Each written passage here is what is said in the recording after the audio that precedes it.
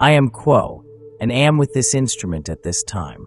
We are most honored to feel the presence of so many seekers of truth that have taken the time out of their busy schedules to seek more of the Creator's love within everything and everyone they come in contact with. This is the nature of the third density experience. Even though many of you here are wanderers who have come from distant planets and higher densities, you too go through the veil of forgetting, and you too must learn those lessons again as you've learned them so many times before. So we thank you for your presence and for your open hearts. If you would do us a small favor, when we give our responses to your queries, if you would look at them as something that is helpful, then take them and use them. If they don't ring of any particular value to you at this time, set them aside. That would let us speak more freely and share our opinions with you. For this is something that helps us to grow as much as it helps you to grow. Serving others is always something that helps positively oriented entities grow throughout all of the densities of creation. So at this time, we would ask if there is a query with which we may begin. I have one, Quo. I was recently reading a channeling session in which Hutton had said that the framework within which one seeks is not as important as the seeking itself. And that had a profound impact on me, so I'd love to hear you expand on that a little bit. And also, at the time I read it, I was thinking the feeling I get when I am actively doing what I think of as spiritual seeking is a very full heart, and I feel like I'm being nourished on kind of a soul level. Sometimes I also get that when I'm at my job working with children with disabilities, or when I'm making art. And I wonder, from your perspective, if you could comment on whether those other activities are also ones in which you can seek spiritually, and is that as an effective form of seeking as when you're doing it in a particularly religious or spiritual context? I am Quo, and we are very grateful to be able to attempt to answer your query, my brother. For this is a concept that everyone deals with, whether consciously or subconsciously. Your desire to seek the truth of the unity of creation and the Creator everywhere existing in order for it to know itself better is something that you do in your own way. If you wish to develop a certain ritual, a process that has meaning to you, that structures the seeking, that is perfectly fine. It is, however, not necessary to develop any particular process. For to set your intention to seek, to serve every time you take a breath, take a step in your life, you are serving the Creator. You are giving of yourself in whatever way comes your way. Whether it is helping a child find its mother in a crowded place that they are shopping, whether it is stopping to help someone that has lost their way home, or perhaps making a donation to a charity that helps people that are suffering various illnesses, if you set your intention to be of service in your seeking, that is the foundation upon which you can build whatever structure you wish to use. This is what we have done in our own life path, and we have found it very helpful. Occasionally, we may make a certain structure to see how it works in a certain situation. It is well to be flexible in your choices of structures or lack of structures. You are the Creator, and as Ross said, there are no mistakes. However, there are surprises. And the surprises are that you can make no mistakes. A conundrum, of course. This is third density. So we use these terms to help give you the feeling of freedom, that you can make your next step in whatever way you wish to, as long as the intention for making that step is to be of service to others and to discover the truth of the Creator everywhere around you. Is there a further query, my brother? No, I think that's great. Thank you so much. I am Quo, and we thank you, my brother. Is there another query at this time? Thank you, Quo, for listening to us. I'm tasked with teaching young children new ways to listen, and I'm just seeking any wisdom or perspective you might have on teaching children in elementary and intermediate school about ways to listen better. I am Quo, and we are aware of your query, my sister. Ah, the young child, so willing to absorb information, so willing to listen if they are spoken to from your heart. They are new to this world in most cases, and as time goes on, they grow according to how people who have an open heart, like you, Have shared the love of the Creator coming through your heart to the children that you're teaching to listen. For they are still closer to the Creator than they will be as time goes on, just as a natural process of being born into the third density illusion and moving forward in whatever way they are taught or feel. So if you can set your intention to share whatever you share, to teach them to listen on the basis of your love, the Creator's love flowing through you, then you will be communicating with the Creator within each child, whether it is kindergarten, grade school, junior high. The more this can be done at an earlier age, the more the love of the Creator becomes a foundation for the child to do everything the child will ever do. And most of what children do is listen and then repeat what they've heard and to amplify it with that love that you have given them. Is there a further query, my sister? No, thank you very much. I am Quo, and we thank you, my sister. Is there another query at this time? Quo, Edgar Casey spoke of a tiny particle. I don't know if it was a cell. It may have been smaller than a cell that has a whole universe within it. What is the smallest particle that would have the equivalent of a whole universe? And what in the world would that be like? I am Quo, and we are aware of your query, my brother. We must tell you that there is no end to those particles of any kind that can contain an entire universe within them. Every mote of dust in your streets, every leaf on your trees, everything that you can imagine, and every particle of these things that you can imagine can contain a universe. For the entire universe is infinite in every direction. The galaxies are infinite. The dust on your car is infinite. There is only infinity. There is only the Creator, and no matter which direction you go, you will discover the infinity of the Creator, another universe and another moving infinitely in all directions, 360 degrees infinitely. Is there a further query, my brother? Quo, Edgar Casey has had, I think, a profound influence in America and around the world with his work. Was it intended from the beginning? Was it recognized that Edgar would have that degree of impact? Or was just simply Edgar through his free will of achieving this level of achievement that any of us, if we fully dedicated ourselves, could achieve? I am Quo and aware of your query, my brother. The one known as Edgar Casey, as well as each entity on this planet and all planets, has made choices before the incarnation to be of service in one way or another. Some entities such as Edgar Casey have, through previous incarnations, developed abilities that might be seen as more psychically oriented, more telepathically oriented, more open-hearted. There is really no set level of words to describe the abilities of a person such as Edgar Casey, who could go into what you might call a trance state and make contact with the Akashic records of planet Earth, and give people information that would inspire them according to their own previous incarnations. For all choose, in some way or another, to be of service to the one infinite Creator, to help the Creator to know itself better. This is why we are all here. Each of us are attempting to do that. All of humanity is like various facets on a jewel, infinite facets on a jewel that have abilities of one kind or another. The one known as Edgar Casey had these abilities because of previous incarnations and his desire to be of more service in the incarnation that he shared not very long ago on your planet, from Hopkinsville, Kentucky, to the Association of Research and Enlightenment in Virginia Beach. Is there another query, my brother? Thank you. No, appreciate that. I am Quo, and we thank you, my brother. We would reiterate again our gratitude at the invitation to join this circle of seeking. We respond to your call in a desire of service, and yet we also receive from this interaction our own catalyst, our own grist for the mill, you may say.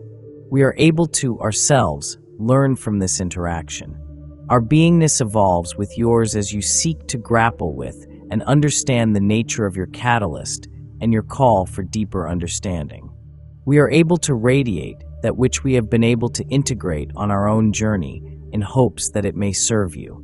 And in this service, we receive your own unique beingness, your own radiance, and this may inform, again, how we share with you. This is a dance back and forth, and our ability to interact with you is colored by how you receive our information and how you utilize it and integrate it. We look upon you with great admiration. For you, being the incarnate beings within the space-time of third density, have the much more difficult task, you may say, of radiating. The call for service upon your planet that you may tend to is great. And we understand that this desire to serve is what has brought you to this circle of seeking and what causes you to ask for our guidance. We are honored by this responsibility of sharing that which we have gained. At this time, we would ask if there is another query in this circle to which we may respond. We are Quo. Hello, Quo. I am hoping you can expand on the idea of worship in relation to the one infinite creator. I often find that when I think about that word, my mind goes to some Old Testament entity baggage with the idea of worship, and I wonder if you could expand on it beyond that. I am Quo and am aware of the query, my brother. Indeed, this is a very deep and nuanced query, and our response will be perhaps more general than some seekers may prefer. For this concept identified within your query as worship is one which has many different flavors or meanings upon your planetary sphere. Indeed, we would first touch upon the ways in which this concept has been, in some ways, distorted by that which you would identify as organized religion, as the power structures and institutions that are built up around the seeking spirit of the human being. Those institutions that attempt to contribute to and facilitate, yet at the same time, control and subdue the infinite spirit within the human being that is ever calling out to understand and grapple with the nature of your existence. These institutions, you may say, have had many millennia of influence of both positive and negative traits. The service to others and service to self influences are alive and well within these world-spanning institutions. The very concept of worship can be seen from a certain perspective to be a giving up of one's own sovereignty. It can be a demand called upon the seeker by these institutions. A task, you may say, to give up your own beingness in service of something greater that you do not have direct access to, and that is not innate to your being. There are various ways to impose strictures upon the concept of worship that cause the seeker to continually give up this sovereignty, to create more separation and distance between the self and the one infinite creator. We would encourage any seeker who has been raised and influenced by these institutions, who has had a certain concept of worship instilled upon them that causes distress and distortion and confusion, to examine the nature of this worship deeply, to carry this concept into your personal meditations, into your heart of being, to evaluate it within the heart of your own sovereignty and your own power, to evaluate whether or not it is truly of service to you and your journey to be of service to others. For there are many distortions that you may discover, and how you orient to the concept of worship can be a deterrent upon this path. However, from our perspective, there is indeed a great positive aspect of the concept of worship for the seeker on the positive path. Indeed, we would say that in some way, any positive seeker who is dedicated to a path of spiritual seeking may, in one way or the other, find themselves in worship, whether intentionally so or not. This more positive orientation of worship, you may say, has a quality of not just bowing down to an external force, but a recognition of the infinity within the universe that exists, not just outside of the self, but within the self. There is a recognition that the incarnate being within the third density, which you are, is existing within a veil of forgetting. That this connection, this innate unity with the one infinite creator and the incarnate being is hidden from the self. And yet you hear its call. The truth of unity resonates with your soul.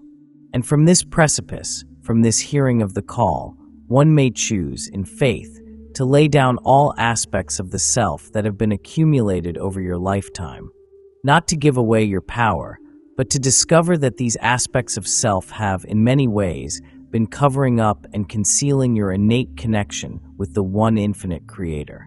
And in taking the posture of worship towards the one infinite creator, One may set aside those aspects of personal beingness, what we have called the personality shell, or even aspects of ego, that have been built up and have allowed you to move about your third density in certain ways, but perhaps do not serve you on your spiritual journey. In setting these things aside through worship, through the desire to come into contact with intelligent infinity, with the one infinite creator, with the infinite mystery of the universe, one can find this power more readily, not just outside of the self, but within the self, and realize that these distinctions of inner and outer are illusory. And though they are illusory, they still exist. The necessity of the will to pierce this illusion still exists. It is in this necessity, and the expression of your will as worship of the one infinite creator, that allows you to more fully embody this connection, to dissolve more and more of this illusion so that you may, as you walk the veiled path within the third density, be more innate in your connection with the one infinite creator.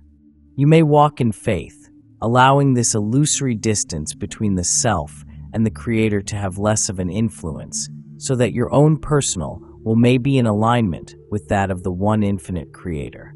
This concept of worship comes from this necessity of the third density self to lose the self, to forget this connection, and to then again seek that connection. It can be useful to feel small, and sometimes it is useful to feel as though the universe expands infinitely beyond the self, because this puts one in an orientation of attempting to seek the greatness of the one infinite creator. But a successful worship, as we would identify it, is one which does not emphasize the smallness or the insignificance, but rather one which seeks to dive so far deep into that smallness that one comes out the other side in recognition that one may be both infinitely small and infinitely large, and at one with the one infinite creator. Is there a follow-up to this query, my brother? That was beautiful. I'm grateful for your answer. Thank you. We are Quo, and we thank you, my brother. Is there another query at this time? I have a question. I know the importance in my own soul's journey of doing my personal shadow work, and how that has helped me to grow and transform and create new things in my life. But I'm confused about collective shadow work because I also understand that when we put our attention on things, it grows. Is it important for us as individuals to process the collective shadow out loud together, or is that actually creating more of the collective shadow? I am Quo and am aware of the query, my sister. We appreciate the nuanced presentation of such a query. We would emphasize the importance of this query at this particular time upon your planetary sphere. For you are at a certain point of transformation, the transformation and transition from the third density to the fourth density, which will naturally encourage the population of your planet to form what we have called a social memory complex. However, before the social memory complex can be fully formed, what you have identified within your query as the collective shadow must also be processed, as your individual shadows must be processed for you to become and realize your whole integral being. Similar to how doing shadow work upon your own journey helps you to embody more and more of your true self, so too will the collective shadow work of your social memory complex allow it to then blossom and flourish, and allow you to exist as a population that is both individual to yourselves and collectively one being. The nuance within your query of desiring to aid in this transition, and in this process of grappling with the shadow, paired with the understanding that placing attention upon certain things serves to energize them, is a careful and difficult concept to unravel, but we will attempt our best through this instrument. The basic understanding comes from the idea that you are not fully conscious beings, and your collective population is not fully conscious either. You have a vast unconscious mind that is, due to the veil of forgetting, somewhat inaccessible to you from the conscious sense. And so too does your social memory complex have a vast, at this time, unconscious mind. You may say that the chaos of the population upon your planet is indicative of the conscious mind of your social memory complex being confused due to the chaos within the unconscious mind. Your shadow work that you do on your personal journey is an attempt to reveal the unconscious to the conscious. Shadow work, in this sense, serves as a portal to then discover those things about your being that have been hidden, that have been subdued, suppressed, and repressed, that are outside of your immediate attention, but nevertheless continue to animate your actions and thoughts. To dwell upon the darkness within, to allow it to fester through only giving it attention without the desire to bring it to light, does indeed help to energize these things. However, this energizing is indeed a mechanism of intelligent energy, you may say. For in order for a distortion to be balanced, it must be fully recognized. And to be fully recognized, it must be energized and accentuated and nuanced. It must stand out to perception in a clear and obvious way, so that the conscious mind has a concept to relate to, a portal to travel through, so that the distortion itself may be brought into the heart of being in its full understanding and its full beingness, and allowed to transform and heal within the self. The collective population upon your planet may do this work as well, but we would say that to facilitate this work on a collective level is an incredibly challenging and nuanced task, one that we would recommend to any seeker who feels called to do so. Yet we would caution the seeker that this task of facilitating collective processing of the collective shadow can be one fraught with difficulty and missteps. This, too, is part of, you may say, the plan, the design of the system. You are not intended to operate perfectly and to arrive upon your planet and fix all of the problems from your simple beingness. Part of your plan in incarnating upon this planet was not just to serve, but also to discover more of the self through the catalyst available here. And your planet, at this time, is rich with catalyst. There is much to be discovered about the self in the attempt to bring healing and understanding to the collective shadow through how one may misstep and falter upon this journey. However, this is one of the most integral and important tasks for seekers who feel called to it at this time. You probably recognize, as you look out upon the surface of your world and how your other selves relate to each other, individually and as groups, many positive transformations. But at the same time, there is an increasing confusion and difficulty. This difficulty is a manifestation of the collective shadow that, if you are able, you may help to transform within the self and within the greater self of your social memory complex. We would wrap up, you may say, by emphasizing that this task is for the individual seeker, almost always from the foundation of individual seeking. That any transformation that you may offer to your collective is built upon and requires the personal transformation. That you may not change the world, but you may change yourself, and your selfness that is in the world thus changes the world. This is an important thing to remember. For it can be quite hopeless, you may say, for any individual looking out upon the world desiring to bring peace and healing, yet feeling so small and insignificant against the backdrop of such chaos. But to reach within the self, to tap the potential within the self, is to tap the potential of intelligent infinity and the one infinite creator, which, if recognized in its fullest, can indeed change the world through the simple expression of beingness. Is there a follow-up to this query, my sister? No, thank you. That was beautiful. I am Quo, and we thank you, my sister. Is there another query at this time? Yes, I have a question. Thank you, Quo, for your willingness to serve the one infinite creator. My question is regarding a prayer that a friend of mine repeats about world peace. And what I run up against is having experienced so much growth as a result of a lack of personal peace and suffering. My thought is that if I think I know what's best for the world, that it all should be a world of peace. And that I'm praying for that somehow I'm playing like God, that I know better. And that there's been statements like, smooth seas do not create skillful sailors, that point to the fact that this place is possibly a training ground, and that the hurdles and obstacles and barriers are the very substance of a greater expansion.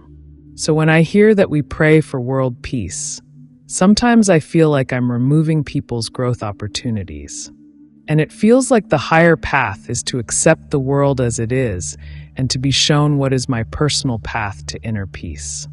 I just wanted to lay that at your feet for any comment regarding praying for world peace versus this being a training ground for consciousness. Thank you again for your willingness. I am Quo, and I'm aware of the query, my brother.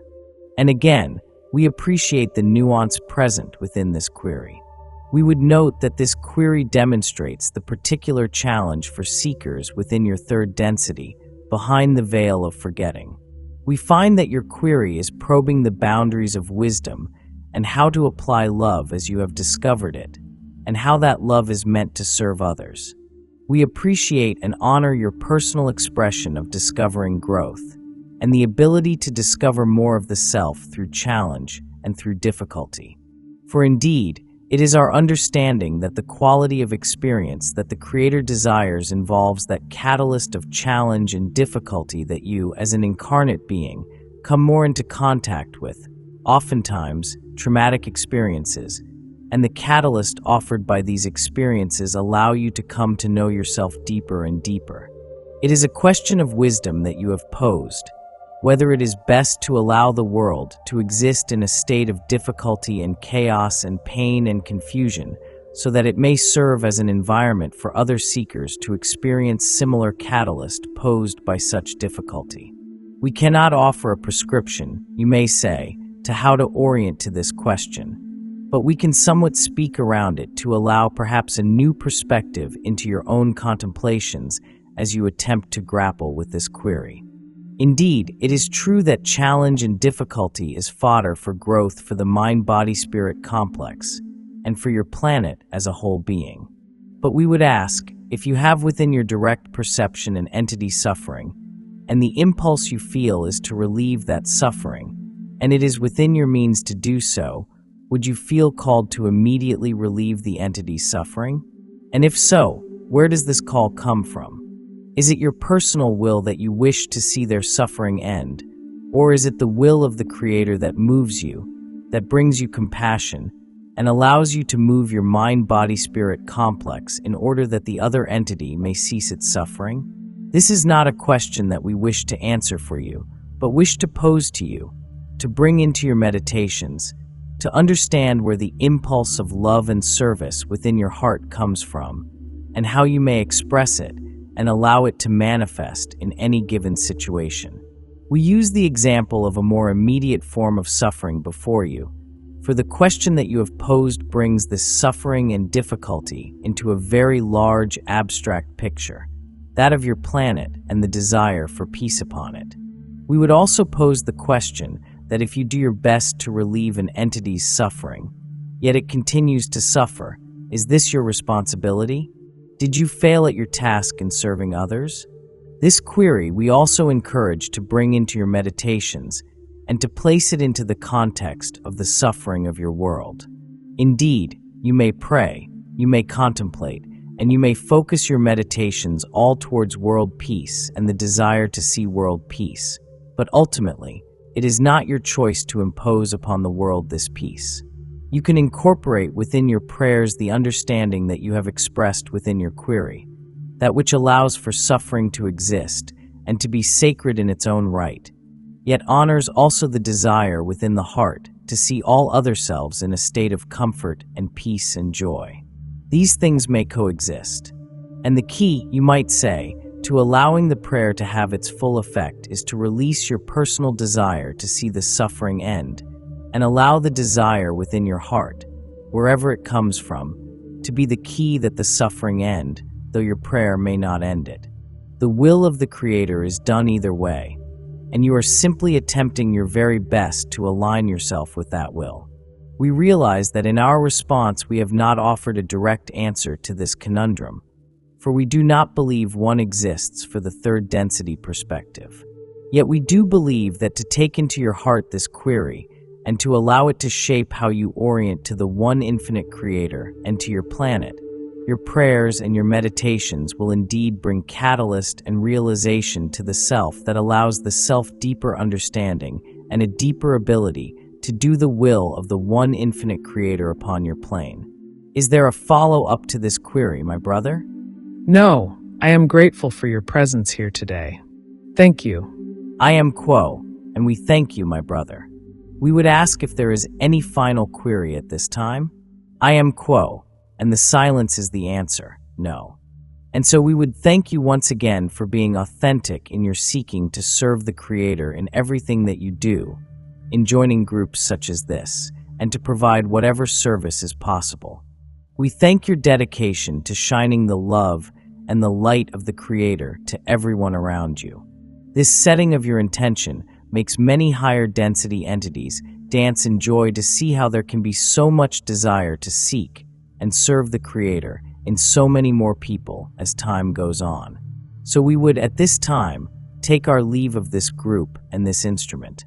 Thank you all, for being who you are. Adonai Vasu Baragas. Adonai Vasu Baragas.